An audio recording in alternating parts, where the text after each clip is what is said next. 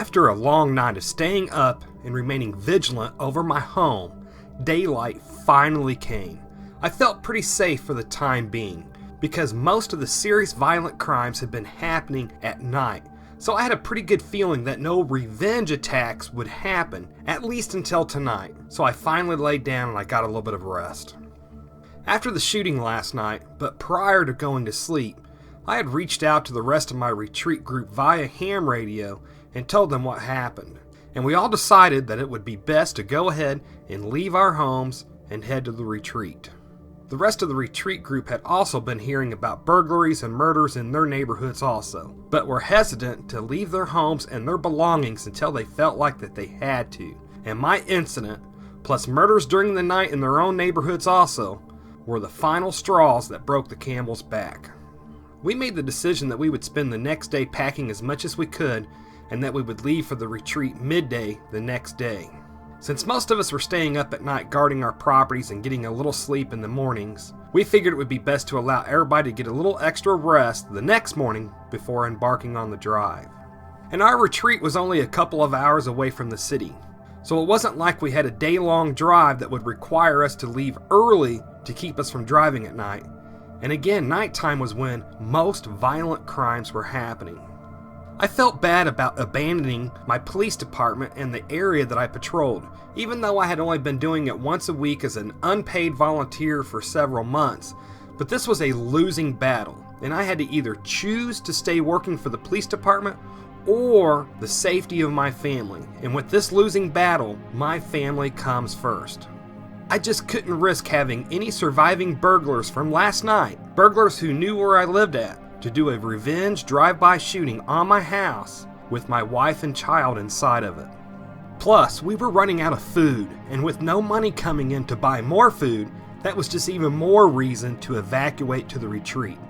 Simply put, I have to keep my family fed and safe, and I just wasn't going to be able to do that here so close to the city. After I woke up, me and my wife loaded as much as we could into our vehicle. Only our remaining food and the other most important items were going to be going with us. The only things that we packed that wasn't necessary for survival were some family pictures and a few other keepsakes. And of course a laptop computer and one of our smaller TVs and a DVD player and a mixture of movies.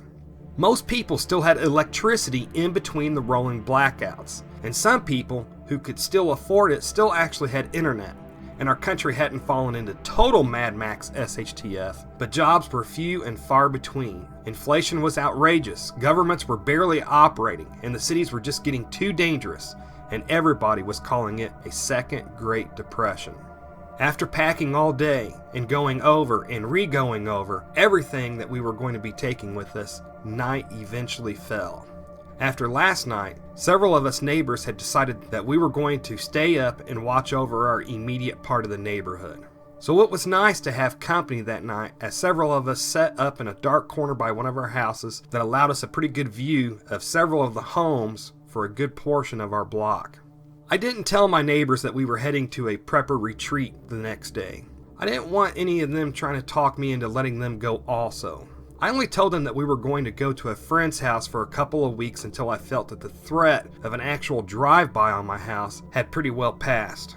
I wasn't trying to be cruel by hiding it from them, but our retreat only had enough supplies for the retreat group themselves. We just didn't have enough supplies or space to bring our neighbors with us. Besides, when the terrorist attacks happened, everybody already knew what prepping was about, and if they hadn't taken the steps to prepare themselves, I wasn't going to risk my family for their failure to prepare. As we talked and reminisced about the good old days before we actually had to stay awake at night to make sure we didn't get killed in our sleep, suddenly we saw a car come to a stop at the end of our block and kill its headlights.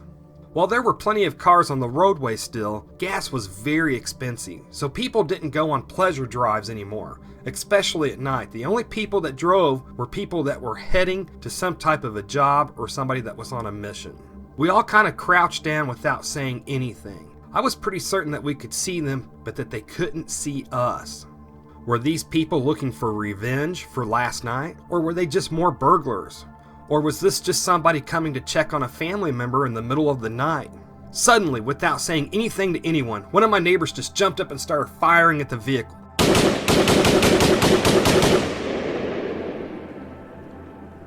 The rest of us just started cursing and hitting the ground and getting our rifles pointed towards the car. We were still comprehending what was happening, and we weren't certain of the car that our neighbor was shooting at, but we wanted to be ready in case they returned fire. After our neighbor fired his weapon, the car suddenly sped off. We had no idea if anybody was hit, and we never saw that car again. When the dust settled, we all just kind of looked at each other as what had happened just kind of sunk in. "What the F?" one of our neighbors yelled out. "How do you know they were bad guys? What if that was somebody who was just visiting a house?"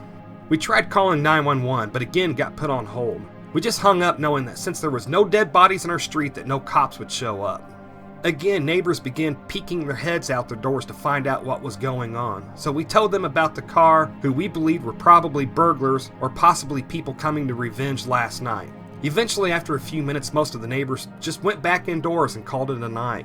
We ended up walking a couple of blocks along the path that we believed that the car took to get the heck out of the neighborhood. And when we didn't see it crashed anywhere, we figured that nobody probably got killed, so we just figured that some criminals had probably gotten scared off.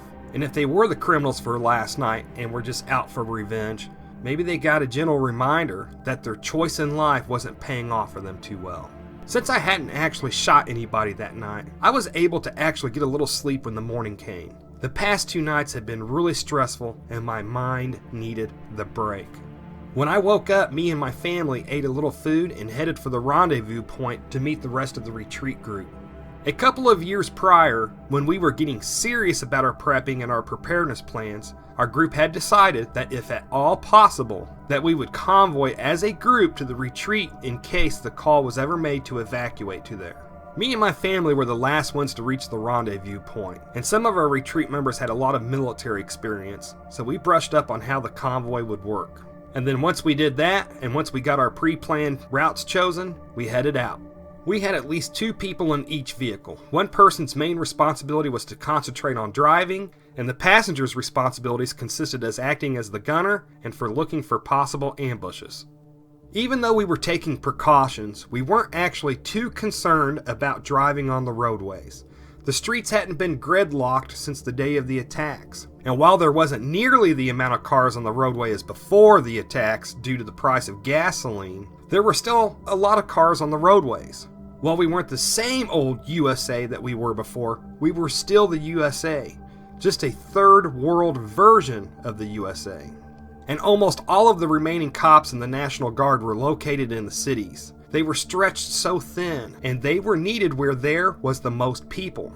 And many people were staying in the cities because that was where the few jobs that could be had were located at. And the government had weekly food distribution trucks that would come in and give out food to the people who had become homeless. We stuck to mostly country roads heading to our retreat. While it was rare to see a cop or the National Guard outside of the city, if you were going to run into them, it would be on a major road or on the interstate. And while we weren't legitimately doing anything illegal, we were all armed to the teeth and didn't want to take the chance of drawing the attention of law enforcement. Because while we weren't breaking any laws, we still risked being stopped, being questioned, and being found suspicious because of all of our firearms and massive amounts of ammo. And that's just something that we didn't want to have to deal with. After about an hour of driving, we were heading down a pretty deserted country road. We didn't see any houses around, just tall cornfields on both sides of us. We'd heard that the government was supplying gas and supplies to farmers as much as possible so that the farmers could produce grain to help feed people in the cities. When we turned our next corner, we saw a car parked on the side of the roadway with what appeared to be a woman holding a baby in her arms next to a car. We radioed to each other to keep a heads up about a possible ambush, and we came to a stop just within yelling distance to the female and her baby and her car. We asked if she was alright, and she yelled back that she was fine, but that she had ran out of gas, and asked if we had a phone she could use so she could call somebody to come get her. She said that she needed to feed her baby soon and could really use our help. We told her to stand by for a moment, and the group began radioing back and forth trying to decide what we would do. We finally came down to 2 options. If we helped her, we would call her to come back to us, instead of us approaching her and her car, and we would check her for weapons as soon as she reached us. Or we would just leave her stranded by just turning around and taking a detour around the situation via some other nearby country roads.